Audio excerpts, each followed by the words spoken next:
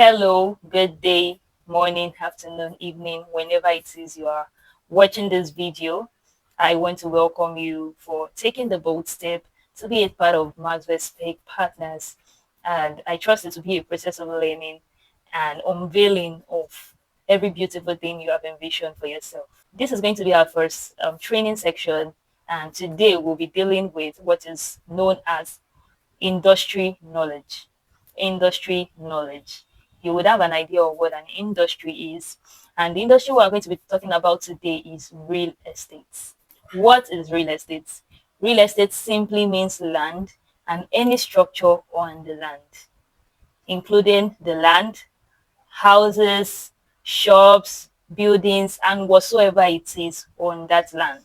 And then we are going to move to what are the classifications of real estate. We have lands, homes, also known as houses. We have rentals. We have sales of land, sales of homes, developers, and so on. Real estate is very, very wide.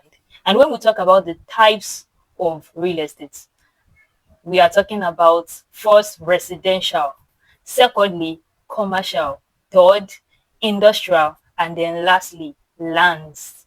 The first one, as the name implies, residential, you should know that it has to do with home where people live in. So when you see bungalows, where you see duplexes, a story building, face me I slap you, all of these buildings are residential. They fall under the residential real estate. And then when we have something like hotels, shopping malls, supermarkets, offices, and so on, they fall under the commercial real estate. Reason being that the sole aim of that particular real estate structure is to make money. It's for commercial purpose. And then we'll go into industrial.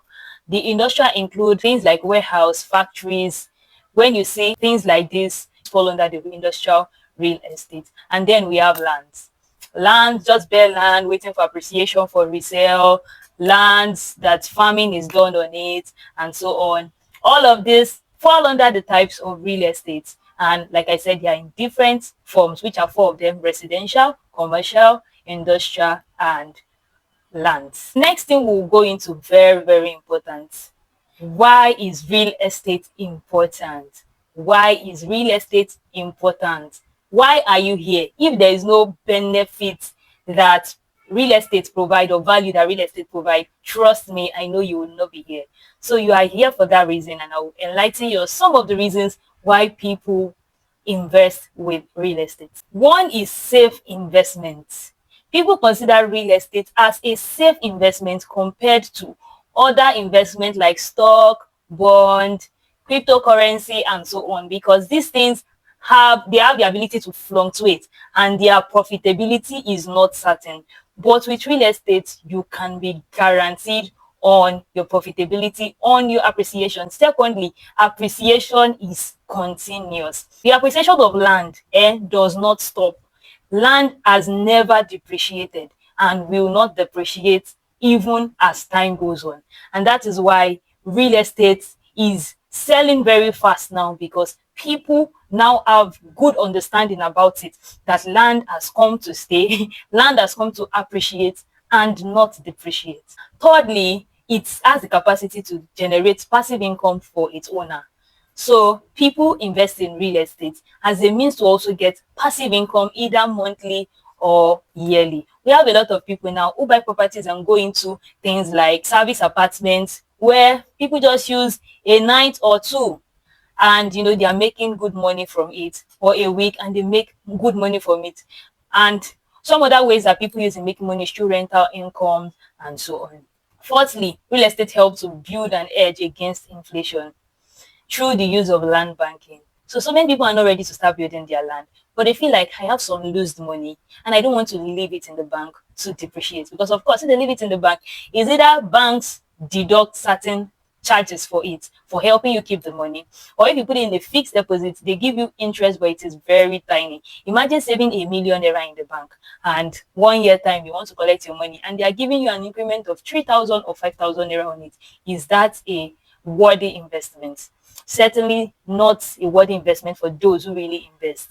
So people consider would rather put their money in the investment of landed property, where they know that in a year time their money would have generated about 50 to 100% returns on their investments. So, do you also consider real estate a profitable investment? Then your service is needed to tell the world that real estate is a profitable investment.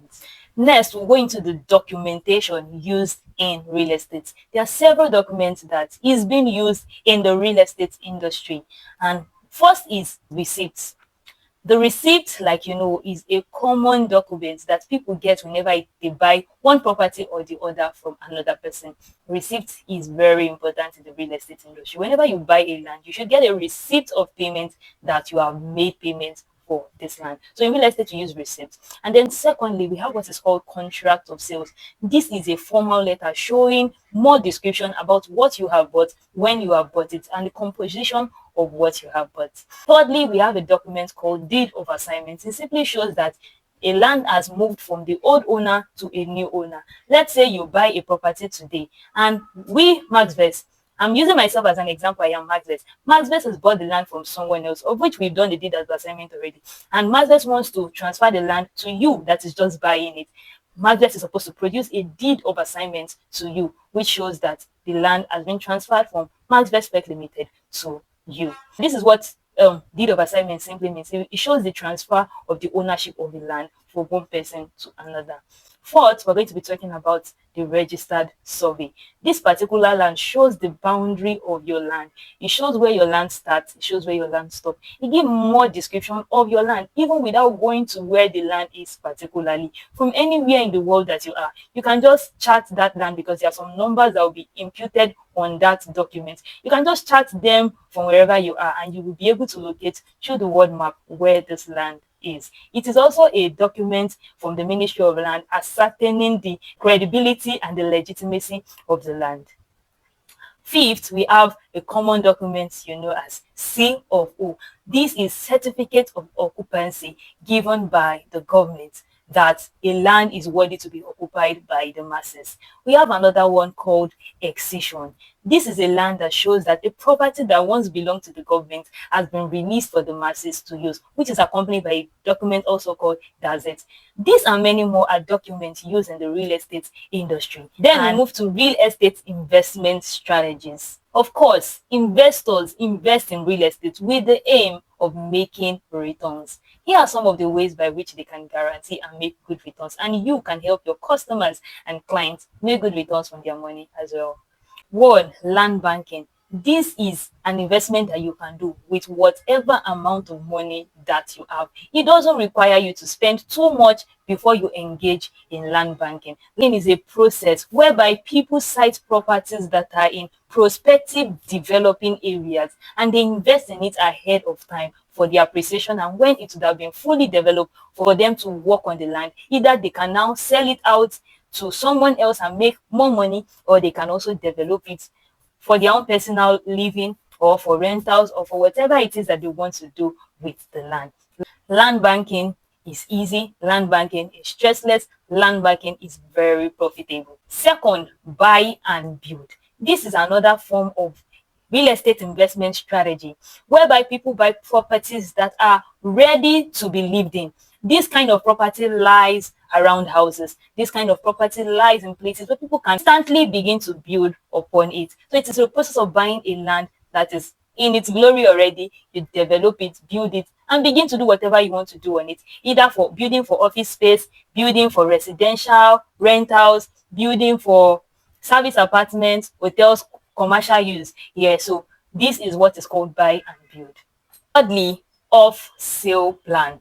This is another investment strategy in real estate opportunity that is given by developers to people who want to invest in land. You understand, these developers are people who develop property. They just build property and they sell it. So for a person who wants to build but don't want to go through the stress or don't have all the money to pay at once, you can also contact with a developer and they collect certain amount of money from you, whether 30% of the full cost of the house or 50%. They begin the house, and then you can spread your payments within 6 months to 1 year. Four, we have rental income. So people buy land so that they can rent it out, either lease it for farming, lease it for car park, lease it for anything, or even build on it and give it out as rental income. So there are numerous investment strategies that people can do with their land. Common scams in real estate. Very important that you know this so that your clients do not fall into wrong hands. One, selling land under government acquisition. This is very dangerous. There are certain land that is called land under acquisition. It simply means that this land strictly belongs to government and they have marked out certain projects to go upon those land. If you see a bare land, you may not know, but certain things need to be done on the land in order to ascertain if the land belongs to the government or it is free for people to live in. So it is important. Some real estate companies may not do this proper due diligence, and that is why it's important for you to know the real estate industry you are also partnering with to be sure that you're buying something legit. Two, multiple allocation. This particular scenario is so common with buying land from the Omonile. You see a lot of them will sell one land to 10 people and collect the 10 people's money. At the end of the day, there will be fight between those 10 people against one land. So also you need to be careful, even with the real estate companies that you are working for, to be certain that they are not engaging in any form of fraudulent activities. Three, fake documents. Fake documents can be given to clients if they are not properly aware and they are not conducting due diligence as they're supposed to. So how do you avoid this scam? Yes, ensure to conduct due diligence in the sense that when you must ascertain the credibility of the real estate company you are working with. Are they people you know? Are they track records of their good works? Whenever documents are given to you as well, ensure to go ahead to confirm with whether a lawyer to be sure you are collecting the right documents. Just little finding from your side will save you a whole lot. Secondly, verify your documents from the government, from the lawyer, and as many personnel are available to you to confirm the credibility of these documents. Go ahead to do it. Then number three, how do I emphasize this? Buy from a trusted real estate. Plus, the role of a realtor, you, is to, one, help people buy the right property.